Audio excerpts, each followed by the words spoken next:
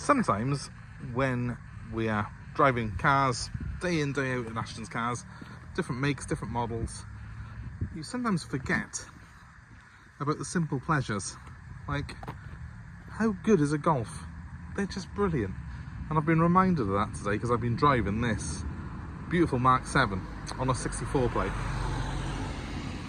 It's a familiar sort of shape on the roads, but we haven't had that many in recently, and I hadn't driven a Golf perhaps for about 8-9 months. And driving this car yesterday, I picked it up in Ross-on-Wye, drove it back to our base in South Wales, only about an hour's drive, and I just really enjoyed it. And then I glanced down at how many miles per gallon I was getting, and it was averaging 65 miles per gallon. And then I looked at the logbook at the emissions and realised this car with a 2 litre 150 horsepower TDi engine only costs, let's let the bikes go past, only costs £20 a year to tax.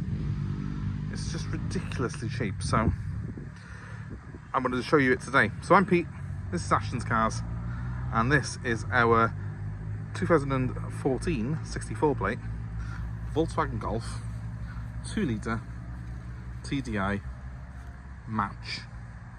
Let's have a look around it.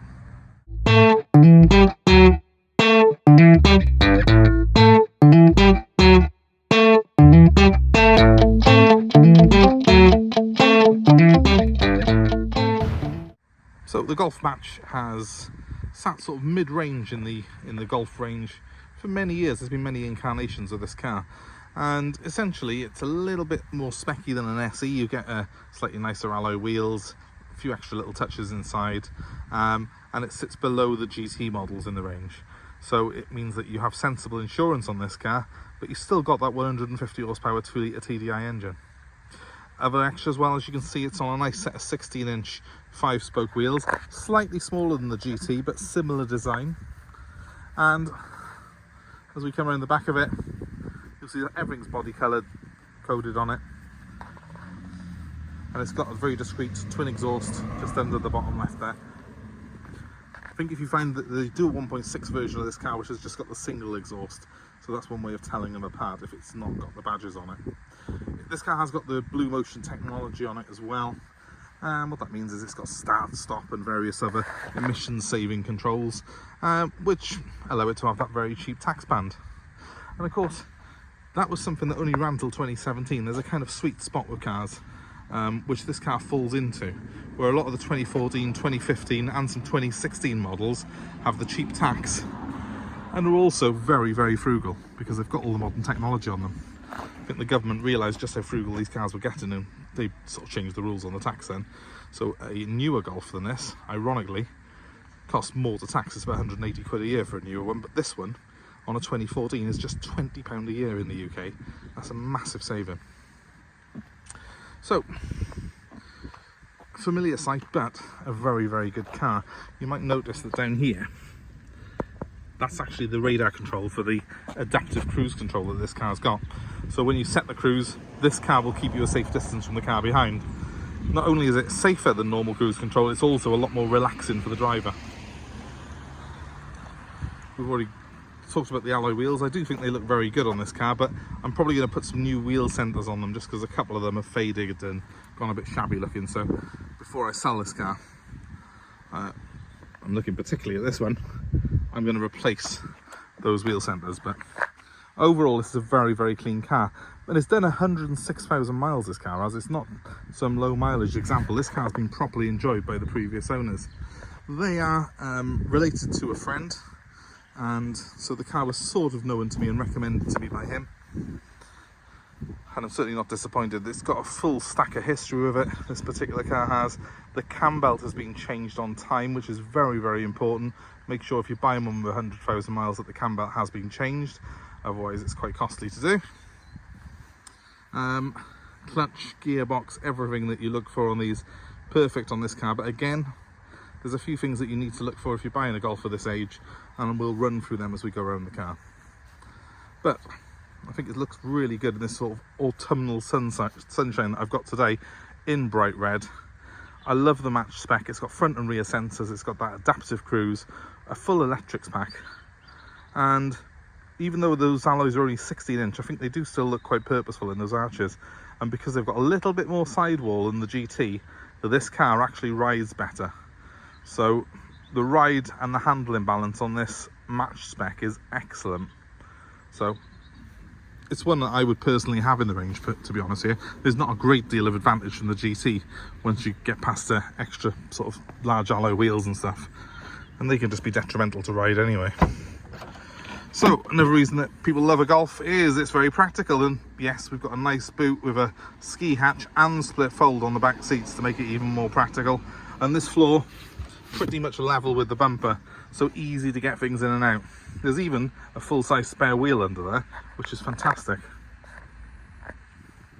Let's just close that down a second and show you the rear.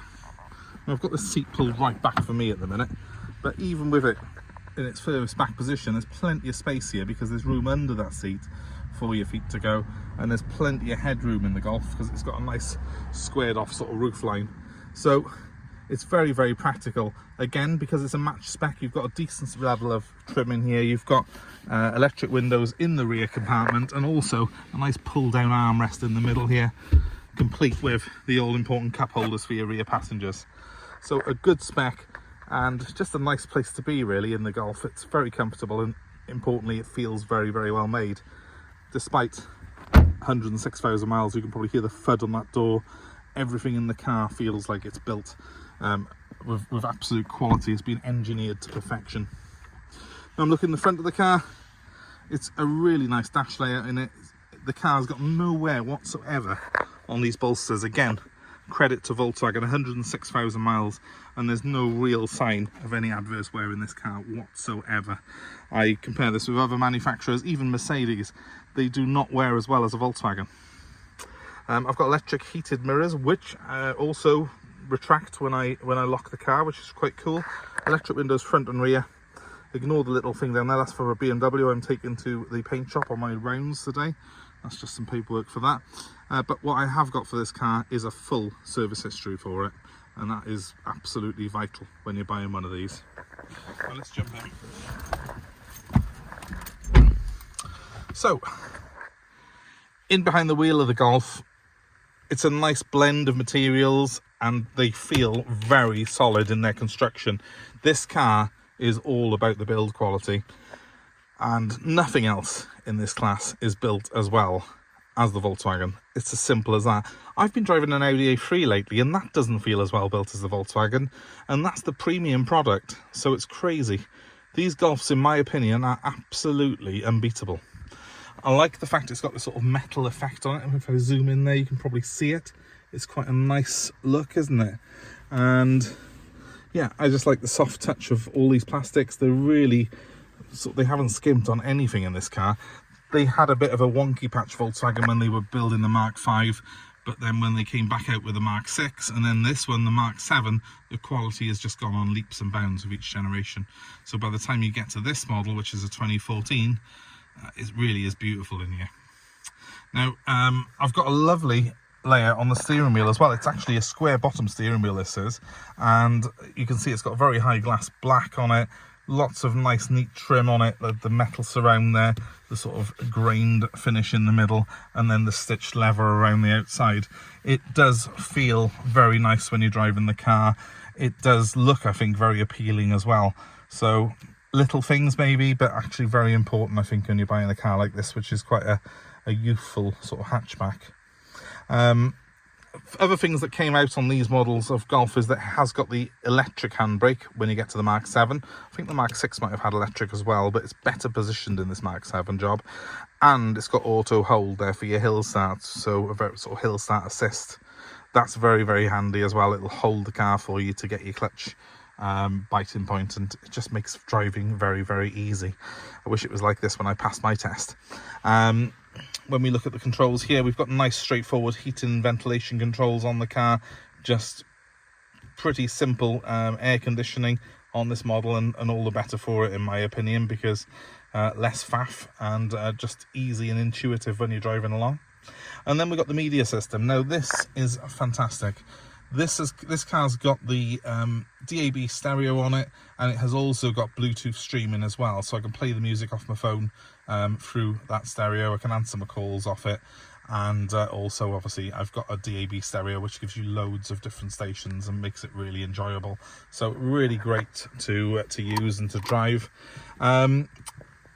Looking ahead of me, nice bold gauges, which are sort of bezeled instruments on this car.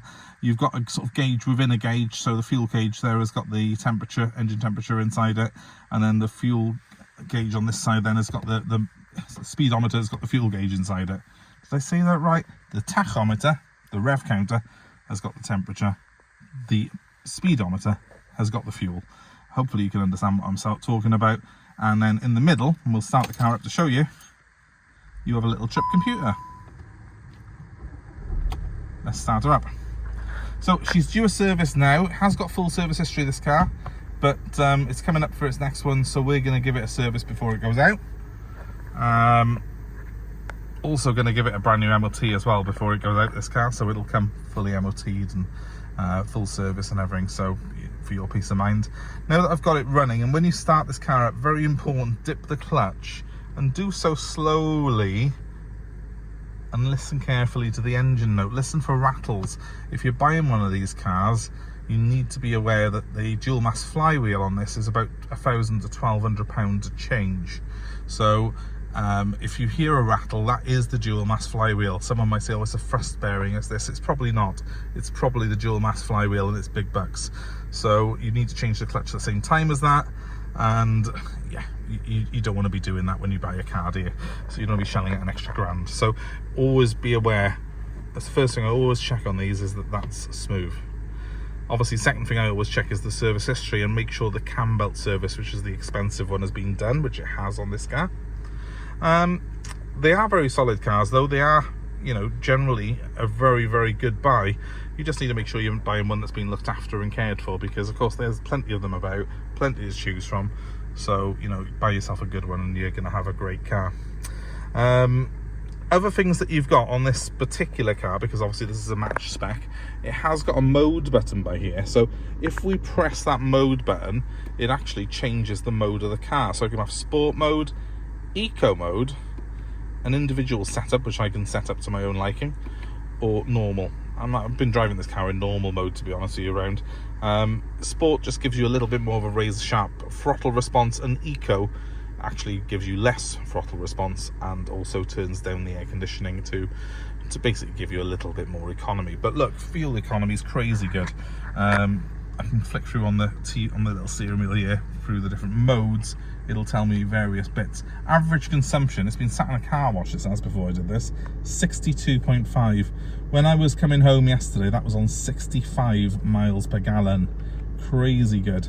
Absolutely unbelievable, that. 407, oh, that's not the distance left in it. I just like leaving it on the digital speedo like that. It's really bold and it's in your face, and it means that I'm a bit more aware of what speed I'm doing. Speaking of which, I can set my cruise control, and that's all found here on the steering wheel. It's easy setup. Obviously it's pretty self-explanatory, but this button here is the distance from the car in front.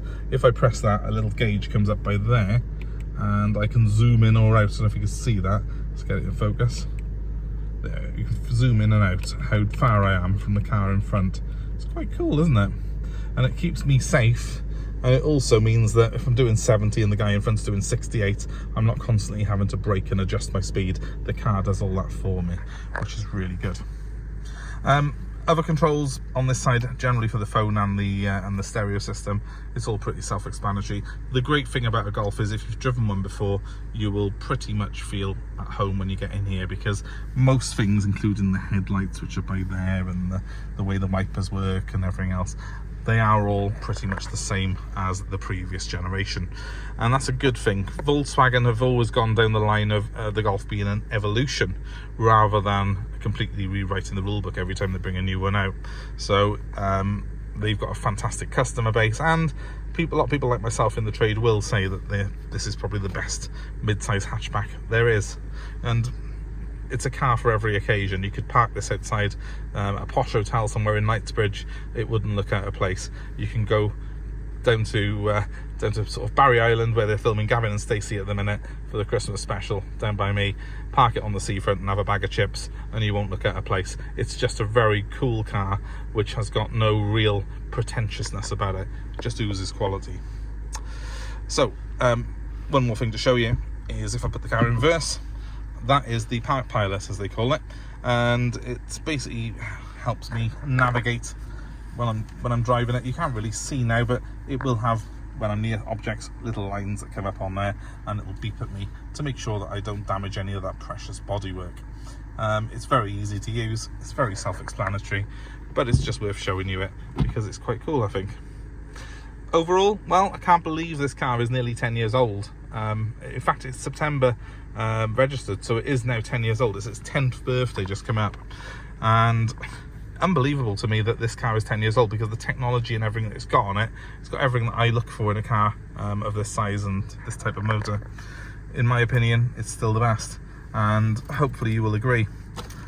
I've got 2 of these keys as well, very important. Make sure you've got them because they are not cheap to replace. And yeah, if you're looking for something in this sort of price range, this sort of category, you can't go wrong really with a Golf like this.